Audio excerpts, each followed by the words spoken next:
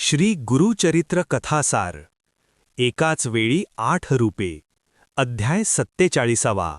श्री गणेशाय नमः. सिद्ध नामधारकांना श्री गुरु नृसिंह सरस्वती स्वामी महाराजांची आणखी एक लीला सांगू लागले. ते म्हणाले, श्री गुरु गाणगापुरात राहत असताना दीपावलीचा सण आला. त्या मंगलदिनी आपल्या घराला श्री गुरूंचे चरण लागावेत म्हणून त्यांचे 7 शिष्य त्यांना घरी येण्याचे निमंत्रण देण्यासाठी आले होते. ते वेगवेगळ्या गावी राहणारे एकनिष्ठ सेवक होते. त्यामुळे श्री गुरु नृसिंह सरस्वतींना त्यांचे मन मोडवेना. ते म्हणाले, मी एकाच दिवशी तुम्हा सर्वांच्या घरी भिक्षेसाठी कसा येणार? तेव्हा तुम्हीच आपापसात चर्चा करून क्रम ठरवून द्या, त्याप्रमाणे मी येईन. ते शिष्य आपापसात चर्चा करू लागले. त्या प्रत्येक शिष्याला श्री गुरुदेवांनी प्रथम आपल्या घरी यावे असे वाटत होते. त्यामुळे त्यांच्यात एकमत झाले नाही. ते परस्परांशी भांडू लागले. तेव्हा श्री गुरूंनीच मध्यस्थी केली आणि म्हणाले, अहो तुम्ही कशासाठी भांडत आहात? कारण मी फक्त एकाच्याच घरी येणार आहे.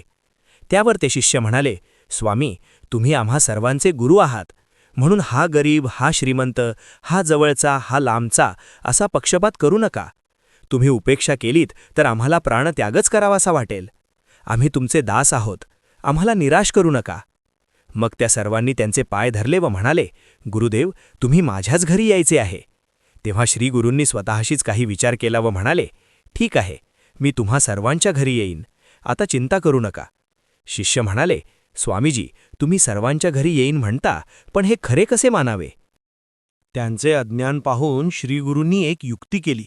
त्यांनी प्रत्येकाला एकांतात नेले व म्हणाले, मी फक्त तुमच्याच घरी येईन, पण याची वाच्यता करू नका हां. आता शांतपणे गावी जा.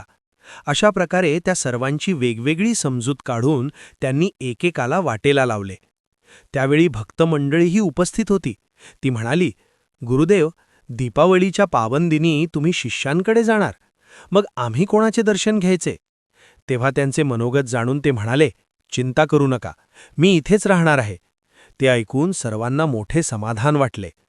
दीपावलीच्या पहिल्या दिवशी म्हणजे धनत्रयोदशीला सायंकाळी श्री गुरूंनी मंगलस्नान केले. त्यानंतर योग सामर्थ्याने 7 रूपे धारण केली. त्या प्रत्येक रूपाने आपल्या विविध स्थानी राहणाऱ्या 7ही शिष्यांकडे जाऊन त्या सर्वांकडून पूजन सेवा घेतली आणि त्यांनी दिलेल्या भिक्षेचा, सेवेचा स्वीकार करून पुन्हा निजस्थानी परतले. त्यावेळी ते गाणगापुरातही उपस्थित होते. तेथील भक्तांनी देखील त्यांचे दर्शन घेतले व त्यांची यथासांग पूजाही केली. पुढे कार्तिकी पौर्णिमेला दीपाराधना करण्यासाठी श्री गुरूंचे गावोगावीचे भक्त व शिष्य मठामध्ये आले होते. त्यावेळी त्यांच्या 7ही शिष्यांनी दीपावलीच्या दिवशी श्री गुरु आपल्याकडे आले होते असा दावा केला आणि आपले म्हणणे खरे असल्याचा पुरावा म्हणून श्री गुरूंकडे असलेल्या परंतु त्यावेळी श्री गुरूंनी त्या शिष्यांना दिलेल्या वस्तू दाखवल्या. ते ऐकून सर्वच संभ्रमात पडले. ग्रामस्थ म्हणाले, तुमचे म्हणणे खरे कसे मानाले? कारण श्री गुरु त्या दिवशी गाणगापुरताच होते. त्यांनी आमच्या समवेत दीपावली साजरी केली. तेव्हा एकत्रित विचार केला असता आपल्या भक्तांचे कौतुक पुरवण्यासाठी श्री गुरूंनी 8 विभूती रूपे धारण केली होती. हे रहस्य उघड झाले.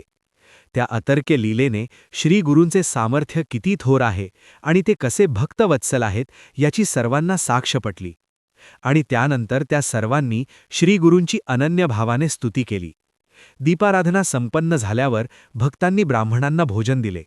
या प्रसंगाने श्री गुरूंची खूपच कीर्ती झाली.